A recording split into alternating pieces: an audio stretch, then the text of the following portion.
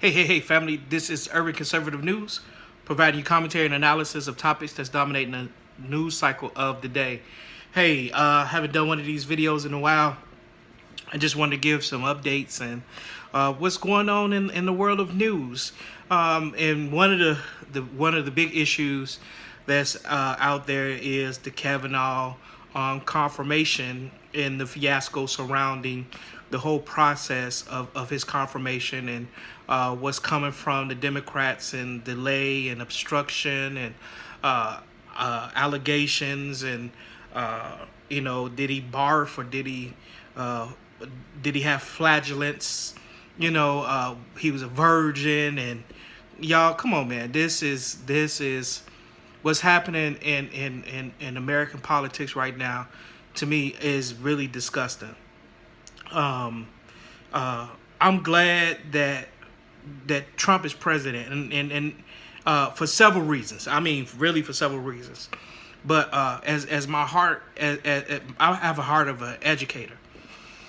And we're getting civics 101 through the Trump administration. Out of all the administrations and presidents, I think that Trump presidency have provided for Americans front row seats to American politics and civics 101. I mean, we're the way the negative coverage of the media of the president and his administration is providing, like, to me, insight. And one thing I love about Trump too is the aspects of transparency. When they're having those meetings with senators, he invites the cameras in. Trump is not camera shy at all. And it would take on the press at any given moment. And I love that. I love his rawness. I love his realness. And you can tell just from the way he speaks about American interests. And when he talks about America first, he's not saying America alone, but you hear his heart and passion for America. This man was a billionaire, and he could have went on and made his billions, and continued in his sphere of influence, his sphere of business, and kept making money. But something in him stirred in him, a passion and a love for country. And I'm telling you guys, when you listen to Trump, and I hear him talking more and more about faith and prayer. And I think we're going to start hearing more and more of that. I mean, there are some things that happens in a person's life that can humble them. And I think that Trump, in some instances, have gone through some humbling periods. Even through the vitriol and the hate. I mean, hate, literal hate that's coming from the other side. And I know other people say, well, that was hate for Obama. In some instances, that's true. There was some hate for Obama. I mean, you could disagree, with our political officials, and this is a free country, and we can do that without somebody coming in the middle of the night coming to kill you. You can't do that in Venezuela, and you can't do that in China and some of these countries ran by dictators. And that's one of the proponents of American exceptionalism. But with this particular video, I just want you guys to take the opportunity to share this on your wall, share this with loved ones, share this with whoever. Just share the heck out of this video. And this is my appeal to those that are partisan when it comes to their politics. I ascribe to a political philosophy to that is conservative and libertarian in some of my philosophical ideas when it comes to policy and our American governance. And so there's no such thing as a purist. There's no conservative purist, no libertarian purist, no liberal purist in some aspects. I'm talking about the everyday Joe and the everyday Jane. You may be liberal on certain social issues, and you may be conservative on certain economic issues. We all fall upon certain political spectrum, if you will. And what I found is when I engage people, not on social media, because people get social media brave and they just say whatever they want to say, you know what I mean? But when you talk to people one on one, I found that it engaged them on the substance of philosophy of politics versus the partisan or looking at the personality of a particular candidate. But when you focus on the substance of policies, facts, data, and things like that, and have some interesting discourse, I found that people capitulate on something that number one, I never knew that. Well, you know what? I agree with that. And so I would love to see a reality show that's nonpartisan, that shows what happens behind the scenes. And I think that there are more officials, whether right or left, that work together on a lot of things. And I think that we as Americans need to see more of that. I mean, we see in the media. I mean, the media has its bottom line. Is to make money, and bad news, negative news, sales. And that's why Trump said, "I'm making y'all rich." If there was no other president like me, y'all wouldn't be making no money. News would be really, really boring. But yeah, negative news sells. And so I would love to see a reality show of what happens, DC realities, what happens behind the scenes. And I think we need that. I think we need to see more of the camaraderie between elected officials and how much working together really happens. And I know that's shocking to hear, but you'll be surprised that there is a lot of behind the scenes working together with our elected officials on both sides of the aisle. And though I may get into some partisan rhetoric in some aspects, even in some of my posts, but there, not all Democrats are crazy. There are some really good-hearted people that are independents, that are Republicans, that are Democrats, that are in, that are in government, that are really truly there to advocate on the behalf of the people or their electorate and the electorate and those that have voted for them, their constituents. And so that's there, and that's true. But with this, I just want to encourage you that when you begin to talk and engage others about politics, step back away from some of the partisan personality bickering and start engaging people on the policy stances of the Trump administration. When I engage people and educate them and inform them on the particular policy stances, they're actually shocked. They're like, I didn't know that. And I think that for the most part, too, the Republican Party does an injustice to themselves with not jumping on that and having that discussion and informing the American populace about what's really happening in our economy, what's the policy stances on education, what's the policy stances on economics, what's the policy stances. Because at the end of the day, people understand that people like me that are middle income earners, that are part of the middle class, or the working middle class, if you will, you make enough, to get by, and you understand the value of tax cuts. You that's important to you. You want to see tax cuts on your paycheck. You make too much for certain programs. You understand those that abuse the system, welfare system. They able-bodied and some of them able to work, but the system has no accountability. And so when you talk to people about economics and you say, well, this is the Conservative Party stance on this particular issue, and you just educate people, people begin to like the wheels in their head begin to turn. They're like, I didn't know that. I tell people the policy stance, Trump's administration policy stance on education. Charter schools is the big thing, especially in Chicago, that are union aligned in a lot of their dealings. So the Democratic Party is in bed with teacher unions, And so charter schools, for the most part, their teachers are not unionized, and so unions generally frown upon that, because it takes away dollars that goes into public school systems and go into charter schools. But in cities like Chicago, you're seeing a great success with some of the charter schools, even in New York and Detroit and other places.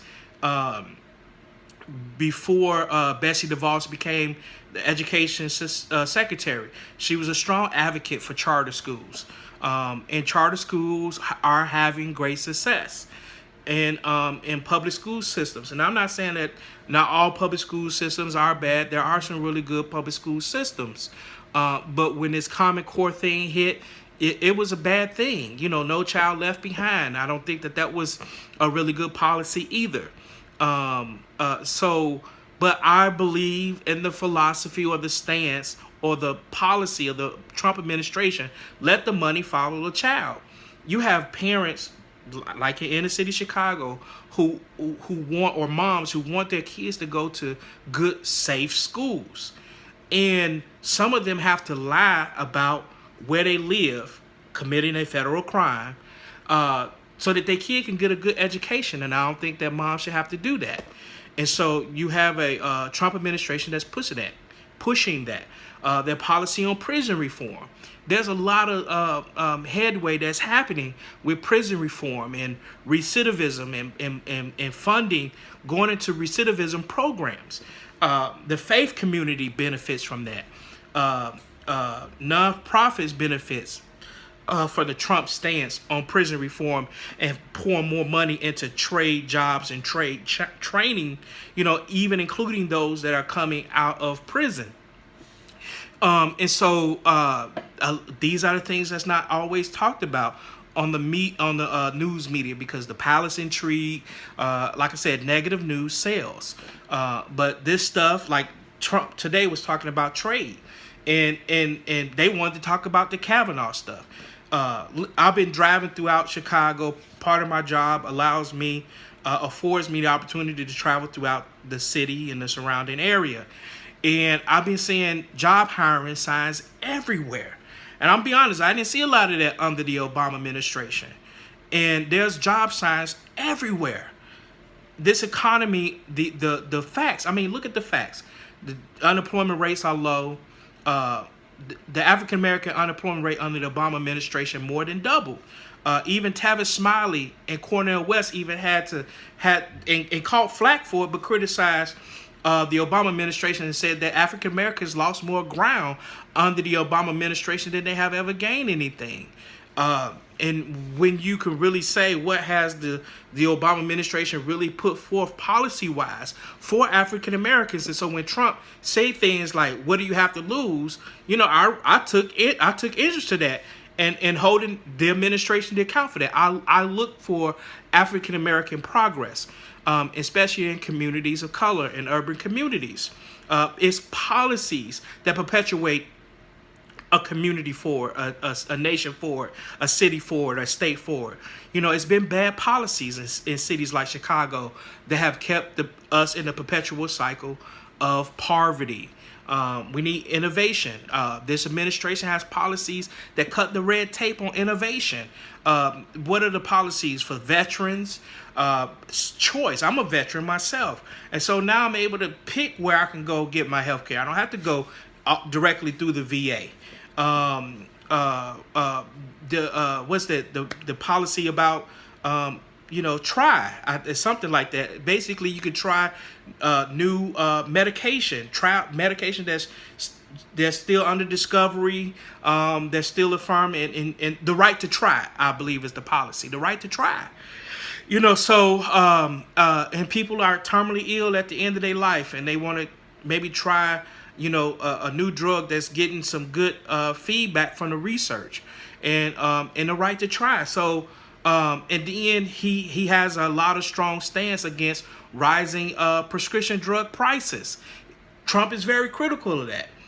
If you're into portfolios and investment, the Trump administration policies and rolling back regulations that have stifled economic growth, the tax cuts, the corporate tax cuts and rolling back the corporate tax cuts that allowed America to be competitive on the world stage when a lot of our jobs were leaving America because of over regulations and over tax burdens and going over to Mexico or going over to other countries that incentivize them to come because of the low tax rate that they offer.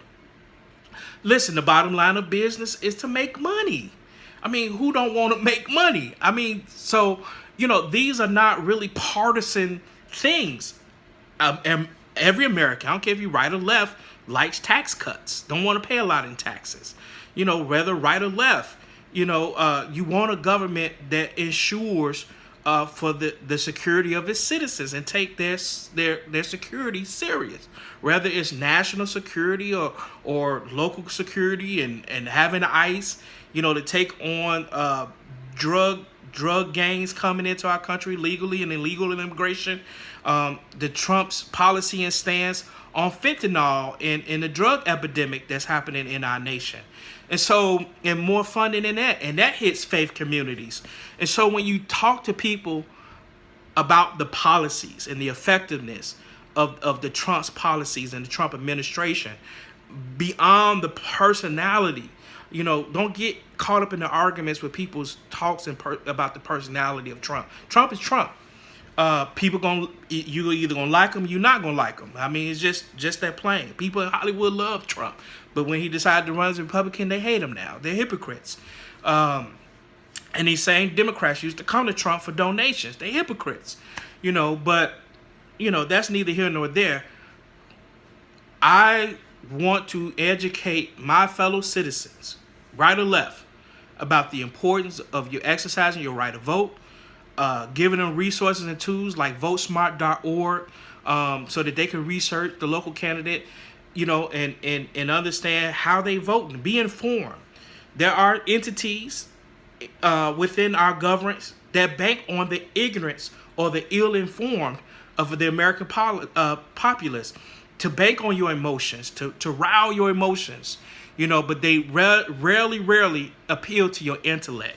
Start appealing, my fellow conservatives on the Trump train, MAGA, you walk away, stay woke crowd, all of y'all. Start engaging people on the substance of political philosophy, not the partisan, the American exceptionalism. We want America to win. We want the American industry to win, because if the American industry market wins, we win. Some people have 401ks. You want the 401k industry. You want the stock industry, the finance industry to succeed. You want a government that understands that, not penalize it, or you want a government that ensures, hey, bring that business back over here, or penalizing a business that wants to leave and go elsewhere and then turn around and sell their products right back to us. And so, and another thing, innovation. They're cutting the red tape on innovation. In business and new business startup, the SBA. I read several articles, especially the Black Entrepreneurship magazine said this is the best time to start a business because you have a pro business administration. This is the best time to start a business. It's the best time to start a non-for-profit, especially in the area of working with people in addictions. There's funding for that. So there's a lot of grants and monies and things like that. This whole frivolous thing on grants for crazy stuff, the Trump administration cut that out. But if you have a real solid plan for a non-for-profit or for a business, social entrepreneurship, the government is incentivized, especially in the areas of recidivism and things like that. So this is the best time to blow the dust off that plan or that innovative idea that you got and launch out. And so this is a conservative, urban conservative news moment. And I hope something what I said you guys made sense. VoteSmart.org. Be informed on the issues. That's all I'm saying. Look at the policies of the Trump administration before you really go vote. Get beyond, I hate Trump and, forget Trump and this, all in your emotions. And I understand how you feel, Thank God we in the country, we free. You have a right to do that. But be informed. Research your candidates. Research their stances. And ask, how would this impact me, my children, or my future, my job, where I work, my community, where I live? Research and be informed on the issues. My fellow Americans, citizens, I love you guys. God bless you. God bless America. I'm praying for my country. I'm praying for my president. I'm praying for this nation, and I'm praying for you. God bless you, and I love you. Urban Conservative News. I'm out.